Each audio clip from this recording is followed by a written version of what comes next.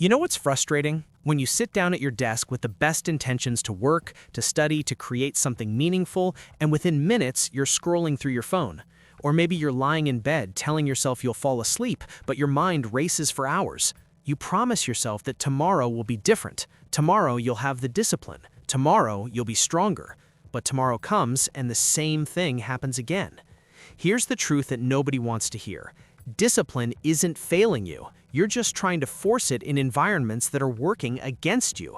And the reason this keeps happening, the reason willpower feels like it evaporates the moment you need it most, comes down to something psychologists call stimulus control.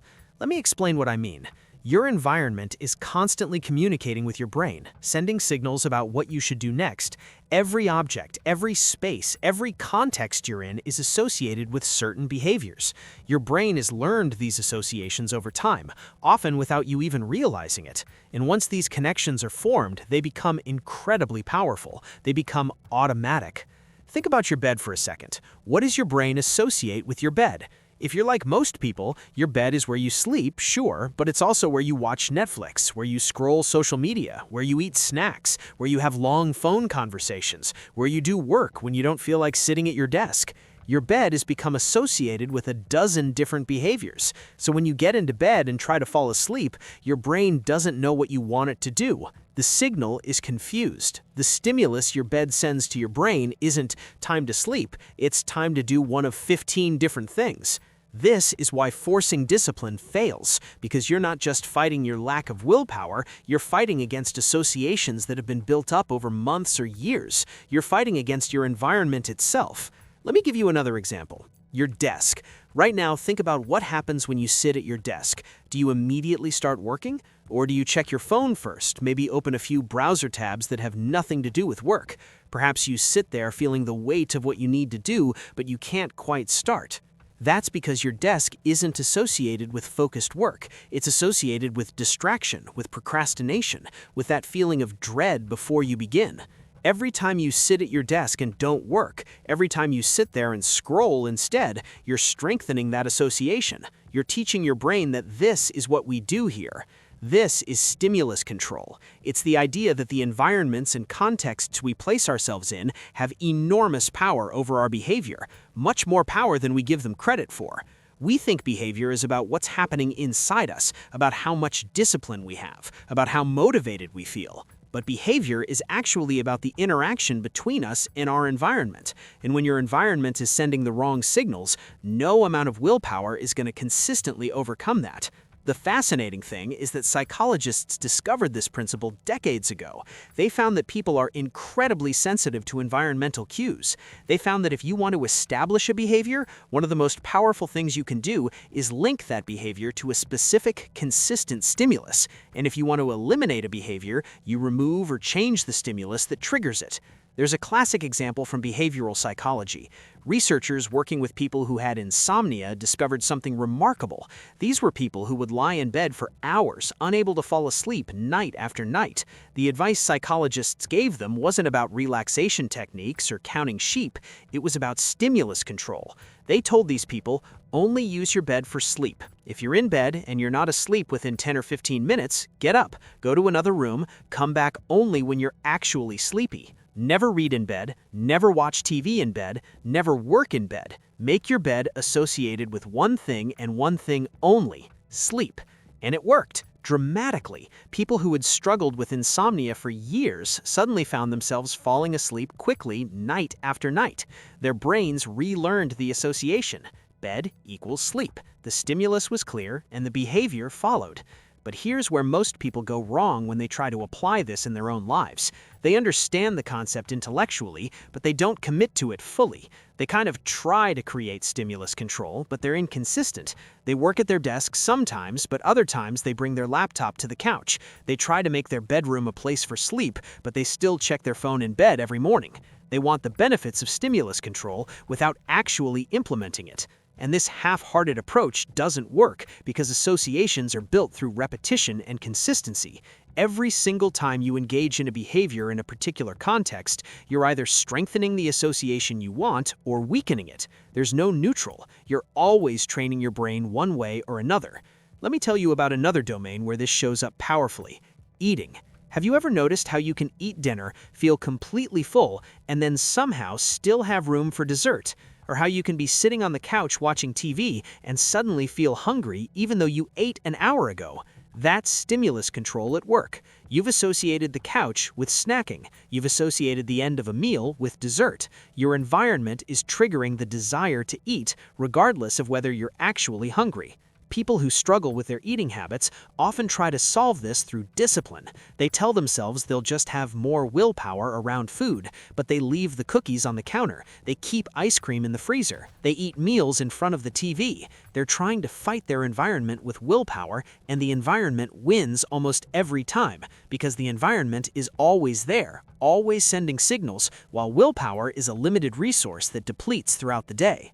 The solution isn't more discipline. The solution is changing the environment. It's removing the cookies from the counter or not buying them in the first place. It's eating meals at a table without screens so that your brain associates eating with the act of eating, not with entertainment. It's making the behavior you want easier and the behavior you don't want harder. This is what stimulus control really means in practice. It means you stop trying to be a stronger person and start trying to be a smarter person. It means you recognize that your environment is more powerful than your willpower, and you work with that reality instead of against it. Now, I know what some of you might be thinking. This sounds limiting. It sounds like you're removing freedom, like you're turning yourself into a robot who can only do certain things in certain places. But actually, the opposite is true. When you implement stimulus control properly, you gain freedom. You free yourself from the constant internal battle. You free yourself from the guilt and frustration of failing to maintain discipline. You create systems where the right behavior becomes automatic, where you don't have to think about it or force it. Think about it this way. Right now, if your environment is chaotic and full of conflicting associations, every single decision throughout your day requires willpower. Should I work or check my phone? Should I sleep or scroll? Should I eat or resist? You're burning through mental energy on every single one of these decisions. But when you have strong stimulus control, when your environment clearly signals what behavior belongs where, these decisions become automatic. You sit at your desk, and work happens. You get into bed, and sleep happens. You don't have to decide. You don't have to force yourself. The behavior just flows naturally from the context. This is why successful people often seem to have superhuman discipline. It's not that they're fighting harder battles than you are. It's that they've set up their lives so they don't have to fight as many battles in the first place. They've implemented stimulus control, often without even knowing that's what they're doing. They have a specific place where they work and only work. They have routines that signal to their brain what comes next. They've removed temptations from their environment instead of trying to resist them constantly. Let me give you some practical applications of this. If you want to read more, create a specific reading spot in your home, a chair, a corner, somewhere that you only use for reading. Don't check your phone there. Don't watch TV there. Just read. Over time, sitting in that spot will trigger the desire to read. You won't have to force yourself. The environment will do the work for you. Now, I know some of you are thinking, I live in a studio apartment. I don't have space for separate zones. And that's fair. But stimulus control doesn't require different rooms. It requires different stimuli. Maybe your desk faces one direction for work, and you turn your chair to face another direction when you're relaxing. Maybe you have a specific lamp that only gets turned on during work hours. Maybe you use a particular blanket that only comes out during reading time. You could work sitting at your desk and read standing at the same desk with a book propped up. The key is creating distinctive cues that your brain can recognize. The more distinctive and consistent the cue, the stronger the association. Even in a small space, you can use lighting, orientation, specific objects, or body position to create different contexts. If you want to work out consistently, lay out your workout clothes the night before. Put them somewhere you'll see them first thing in the morning. Better yet, sleep in them. Make the stimulus as strong and as immediate as possible. Remove the friction between you and the behavior you want. Don't rely on morning motivation. Rely on environmental design. If you want to stop wasting time on your phone, don't just try to use it less. Change the stimulus. Put it in another room when you're working. Turn off all notifications. Make it slightly harder to access the apps that waste your time. Every small bit of friction you add makes the behavior less automatic, less triggered by the environment. If you want to eat healthier, don't keep junk food in your house. I know this sounds obvious, but how many people actually do it? They keep telling themselves they'll just have more discipline, they'll just resist the temptation. But why fight that battle at all? If the food isn't there, the stimulus isn't there, and the behavior can't happen. You've used stimulus control to make the right choice inevitable. Now, here's the deeper principle underlying all of this. Your behavior is not primarily determined by who you are as a person. It's determined by the situations you place yourself in. This is uncomfortable for people to hear because we want to believe we're in control, that we're the authors of our own actions. And we are, but not in the way we think. We're in control through the environments we create, through the contexts we choose, through the associations we build. That's where our agency actually lies. When you try to force discipline, you're trying to exert control at the wrong level. You're trying to control your behavior directly, in the moment, when the environment is pulling you in a different direction. That's the hardest possible place to exert control. It's like swimming upstream constantly. You might succeed occasionally, but you'll exhaust yourself, and eventually you'll fail. Stimulus control is about swimming with the current. It's about setting up your environment so that the path of least resistance is the path you actually want to take. It's about making good behaviors automatic and bad behaviors difficult. It's about recognizing that you don't need more discipline, you need better design. The reason forcing discipline always fails isn't because you're weak, it's because you're human. Humans are extraordinarily sensitive to environmental cues. That's not a bug, it's a feature. It's how we learn, how we adapt, how we function efficiently in a complex world. But it also means that if we want to change our behavior, we need to change our environment first. We need to take control of the stimuli around us, shape them deliberately, and let them shape us in return. But you have to be consistent. This is the part people miss. They set up a reading corner, use it twice, and when it doesn't feel automatic yet, they give up. But you're rewiring associations that have been built through months or years of repetition. That takes time. You need at least 2 to 3 weeks of absolutely consistent behavior in a new context before the automatic trigger starts developing. During those first weeks, it still requires effort, but it's different from forcing discipline. You're not fighting your environment, you're patiently building a new association, knowing the payoff is a behavior that eventually requires no willpower at all. And here's what's critical. You can't contaminate your stimulus. If you decide your reading chair is only for reading, you need to be absolute about it. The moment you sit there and check your phone, you've introduced conflicting associations. You've muddied the signal. Your brain learns that this chair might mean reading or it might mean scrolling, and the clarity is lost. This sounds rigid, but this rigidity is exactly what creates automatic behavior. You don't struggle to brush your teeth at the bathroom sink because that context has a crystal clear association. You're creating the same kind of automatic behavior, but doing it intentionally for the habits you want. Think about the difference in sustainability. Forcing discipline means you need to win the battle every single time. Every morning you need to convince yourself to work out. Every evening you need to resist the temptation to snack. That's exhausting, and eventually you'll have a bad day and the whole system collapses. But when you've established stimulus control, the behavior is triggered by the context, regardless of how you feel.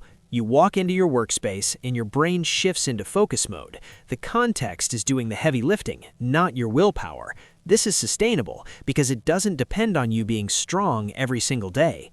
Your entire experience of self-control transforms when you implement this correctly. Right now, you probably feel like you're constantly fighting yourself.